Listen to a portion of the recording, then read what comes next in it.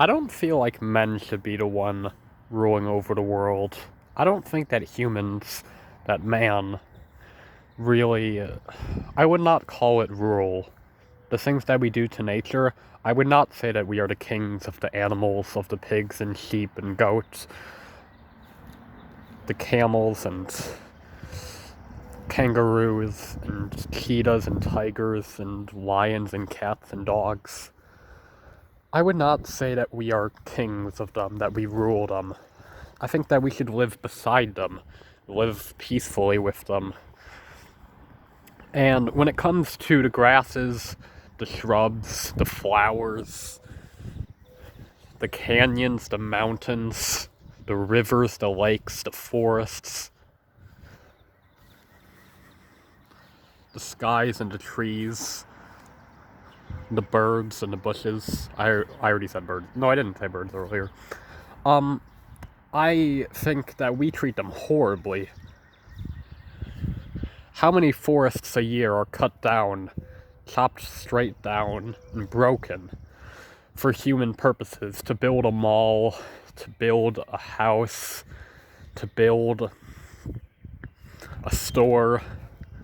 How many unnecessary buildings are there in the world which have chopped down trees?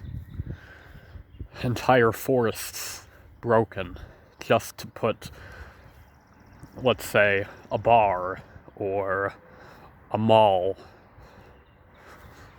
So many needless facilities, needless, unnecessary buildings. One thing that I definitely am is an advocate for nature. I just feel like we should treat nature so much better. And all of this stuff with the coronavirus, I read this article once, a couple weeks ago maybe, that said that the pandemics are usually caused by mistreatment of the environment. So if we had been not abusing nature and not taking advantage of all of nature's kindness and wonderfulness, if we hadn't been treating nature so badly, cutting down forests, burning fossil fuels, hunting, well, that's kind of inevitable. Doesn't have to be, but it usually is. But when it comes to building malls and cutting down forests and forest fires and fossil fuels and pollution in the lakes, dumping garbage into lakes, if it weren't for any of that, we might not be suffering from this coronavirus right now. I just hope that people will hear about this and finally try and make a difference. Whether that's writing a letter to your local governor in support of the environment, or writing a speech advocating for the environment, or just talking about it in conversation. If you bring that up to someone, if you bring up how the coronavirus might not be here if it weren't for our mistreatment of the environment, if you bring that up to someone, they might be like, wow, maybe I should treat the environment better. And then that person might start recycling. They might try and reduce their energy use, like by turning off their phone when they're not using it. They might use less paper. They might try to do things online. They might turn off lights when they're not using them. Even with a simple conversation, you can spark change. Change that will impact the world and thus impact all of humanity. It really just takes one person at a time. People think that they're insignificant. They think that it doesn't matter if they vote for president. It doesn't matter if they recycle. There's something up there. Some animal. I heard it breaking something.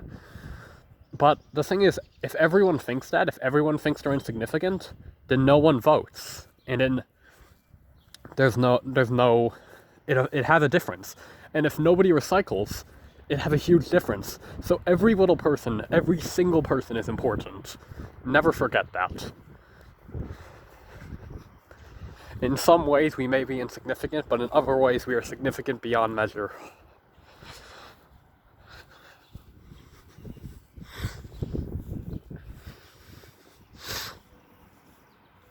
By the way, walking outside barefoot in grass is a really good thing you can do for yourself. It's called grounding, and it has some effect on your body that, like, it's really natural, and it, like, helps your body somehow.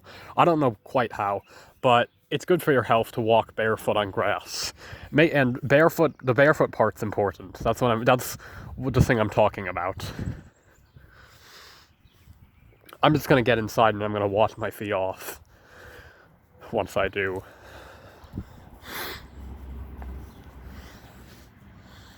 I just brushed this with my foot. Twig.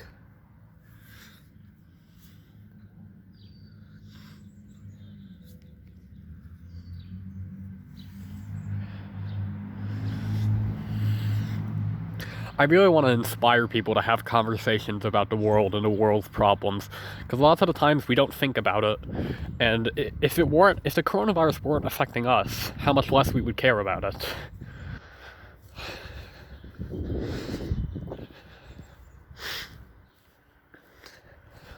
Being caring in your personal relationships, in your friendships, caring about your friends is one thing, and it's awesome and amazing.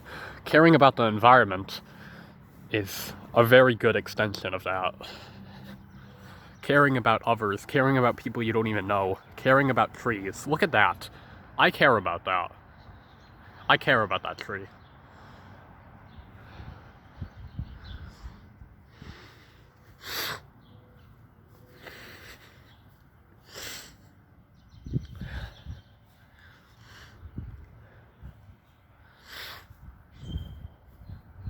Thanks for watching.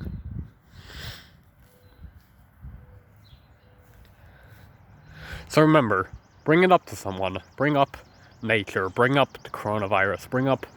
If you bring these things up and you start talking with people, it plants seeds.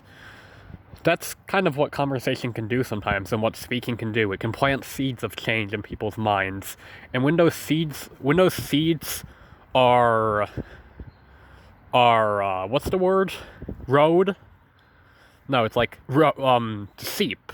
It's like seep and road. Reap. Sorry. Sow and reap. When those seeds are sowed and reaped in the person's mind, the amount of benefit it has, like, loving nature is so good for you. Loving nature just feels amazing. So you're doing someone a favor when you tell them about beautiful things like nature.